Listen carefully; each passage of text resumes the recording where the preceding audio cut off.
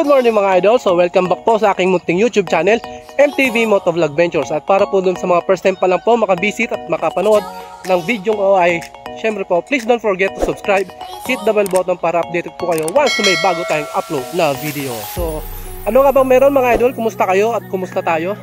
As usual, wala na naman tayo sa ating usual na ginagawa sa araw-araw. Meron na naman kaming gala ni Mrs. At sa ngayon mga idol, nandito kami sa Pilgrims, Dreams and Eco Farm Resort dito sa may Luciana, Laguna. Mapapansin nyo mga idol, ayan, nandito na kami sa loob. Dahil ngayong araw ay pupunta kami ni Mrs. sa isa sa pinagmamalaking falls dito sa Luciana, ang Aliw Falls. Tapos after namin sa Aliw Falls, baka puntan din namin yung isa sa pinakamataas na falls dito sa Pilipinas, ang Hulugan Falls, na malapit lang din dito sa Luciana, Laguna. So paano mga idol, bali lilibot ko muna kayo dito sa loob ng Pilgrims. Palipad tayo, tingnan natin yung aerial view ng nitong Pilgrims Eco Farm Resort dito sa Luciana bago tayo pumunta at maglakad papunta sa Aliw Falls. Peace out!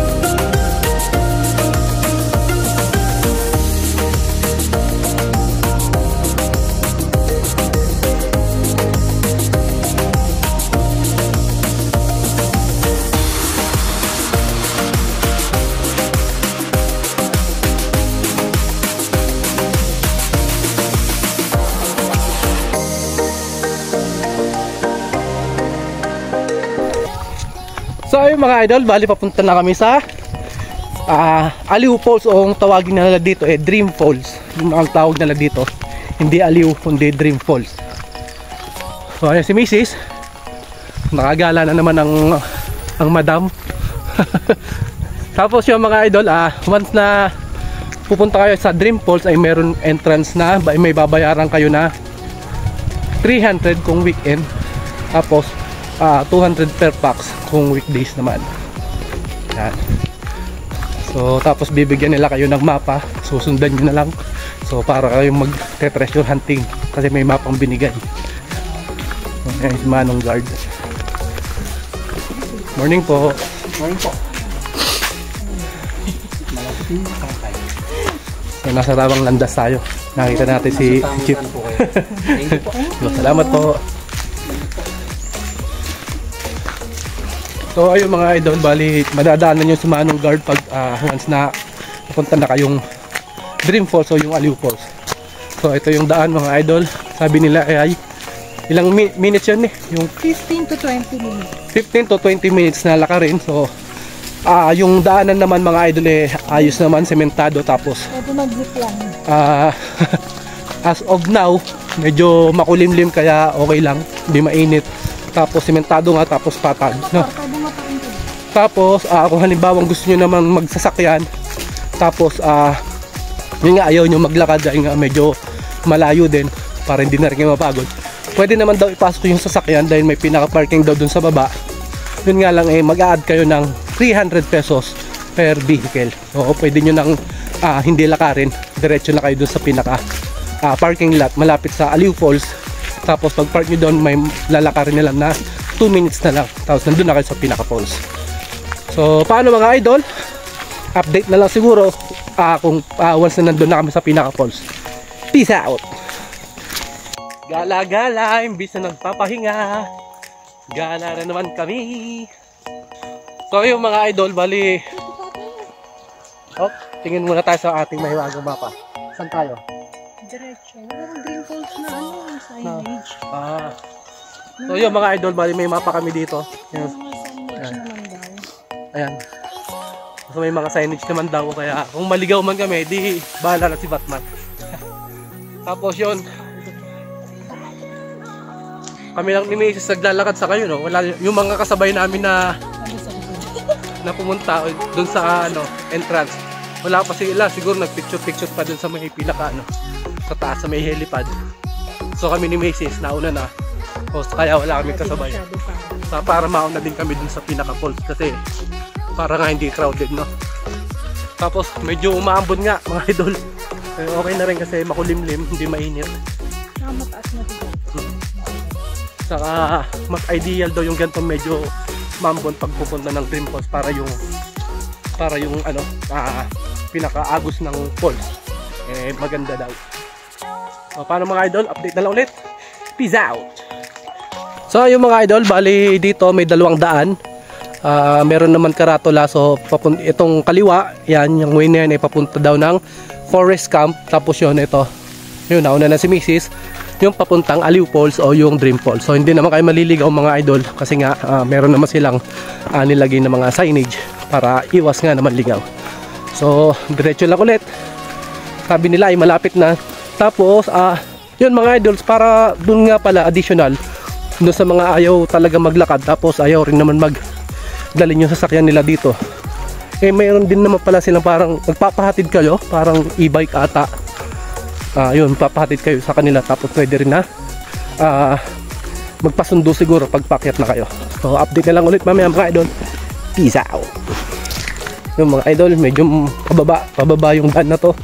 So ingat lang, kaya siguro yun, mas okay na rin na hindi natin dinala yung motor natin, si Jinda, kasi nga medyo medyo matarik to, delikado rin para sa sasakyan. Sobrang tarik. Tapos yun, dahan-dahan lang kung maglalakad kayo, dahan-dahan kasi baka madulas tayo, dire-diretso tayo dun sa baba, mapapabilis yung pagbaba natin. Ang masama nito mamaya mga idol, pag akyat natin, ang tarik mga idol. Tarik. Hingal kabayo na naman tayo nito. Imbes na nagpapahinga kasi gala ng gala si madam. Sabi nga, pag ganito mga daan, sabi nga nila bad road condition leads you to beautiful destination. Pero mga idol, yung daan na to hindi katulad nung ibang falls na nadaanan na puntan rin namin na talagang kung sobrang lubak-lubak, tapos talagang trekking. Ito patag lang siya, medyo may mga ganun matarik, pero goods na goods, nakakayang-kaya kahit yung mga may edad na, kayang-kayang lakarin lang.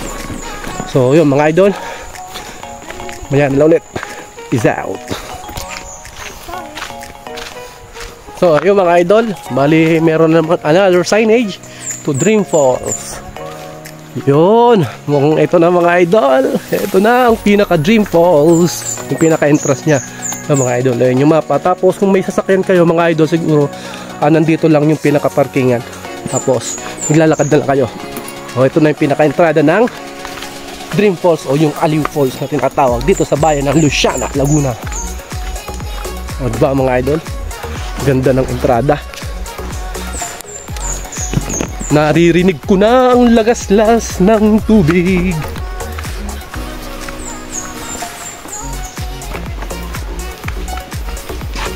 So mga idol, bali naririnig ko na yung lagaslas ng falls.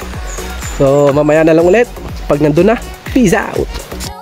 So yun na nga mga idol, after ng 20 minutes na paglalakad natin ay narating na natin yung pinaka kinaroroonan ng Aliw Falls o yung tinatawag nila dito sa Luciana, Laguna na Dream Falls. Pagdating nga namin dito mga idol, so mapapansin nyo medyo marami na rin naman talagang tao dahil nga since ngayon ay weekend, so expected po natin yan na talaga naman nadadagsay ng tao tong Aliw Falls dahil nga mapapansin nyo mga idol, napakaganda naman talaga ng daloy ng tubig mula sa taas papuntang baba. So dito mga idol, kung gusto nyo mag rent ng cottages pwede naman po dahil po yan po ay pinaparentan po talaga.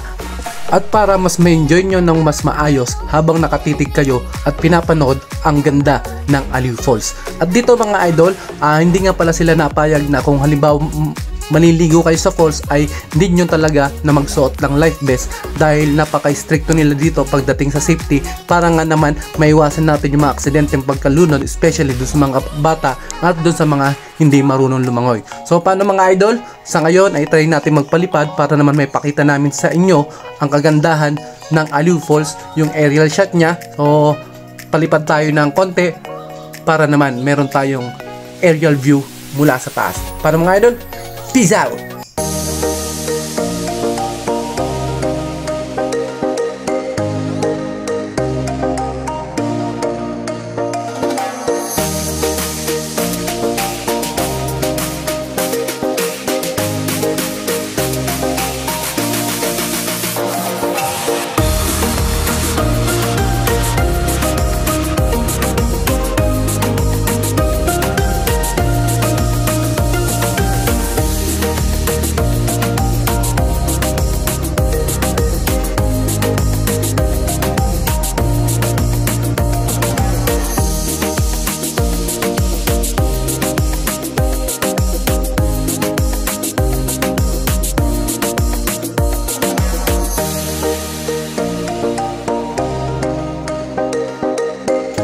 So yun mga idol, bali galing na kami sa bandang baba, so sa may Dream Falls kung tawagin dito sa Luciana, also known as Aliw Falls. So galing na kami sa baba, umakyat na ulit kami.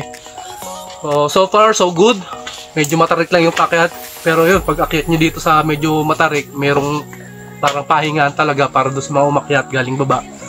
So yun mga idol, kumuha lang kami ng konting video doon siya, tapos in-enjoy din namin yung paligid ng Aliw or Dream Falls. Tapos ang plan talaga namin is after this dediretso na kami sa hulugan, tapos doon na kami maliligo ni Mrs. Bago umuwi. So update na lang ulit mga idol once na nandun na kami sa hulugan, na 6 minutes lang daw from Aliw dito sa Dream Falls. 6 minutes lang. So paglabas namin right side siya, tapos konting lang biyahe, so hulugan na tayo, tapos another trekking na naman daw. So paano mga idol, update na lang once na nandun na tayo. Tara, hulugan naman. Peace out! A few moments later. So yun mga idol, bali din nandito na tayo. On the way na tayo pababa mismo ng tinatawag nilang hulugan, yung pinakamataas na falls dito sa Pilipinas. So ang pupunta pala kayo dito mga idol, bali meron kayong babayaran para sa tour guide na 500 per group. Tapos bago kayo pumunta dito is dun muna tayo mag-stay sa may information nila sa may tabi ng highway, dahil doon kayo maghihintay ng available na tour guide na sasama sa inyo pababa. So dito mga idol, kung mapapansin nyo, napakatarik ng daan pababa ng hulugan. Sabi nga nila is nasa 80 degrees yung tarik ng bababain natin, at aabutin ng 20 to 30 minutes ang pinaka-trekking pababa. May babayaran nga din pala dito mga idol na 70 pesos per head, both pa doon sa 500 pesos na ibabayad nyo sa tour guide. Ingat-ingat lang talaga mga idol sa pagbaba, dahil napapansin nyo naman sobrang tarik talaga nito sa personal, kaya naman kahit kami ni Mrs. medyo nahirapan, pero kayang-kaya naman. Dito na siguro kami mga idol magpapalipas na maghapon ni Mrs. So konting pahinga lang, tapos try natin magpalipad ng drone, tapos after that ay maliligo na tayo. At yun na nga mga idol, after ng 30 minutes na trekking pababa, tingnan nyo naman ang bubungan sa inyo pagbaba nyo mismo dito sa kinaroroonan ng tinaguriang pinakamataas na falls sa Pilipinas, ang Hulugan Falls. Dito lang yan sa bayan ng Luisiana, Laguna. So paano mga idol? Enjoy na muna namin ni Mrs. ang paligid, tapos maliligo kami, konting take ng picture, video, tapos maya maya akit na rin kami para naman makauwi na. Peace out!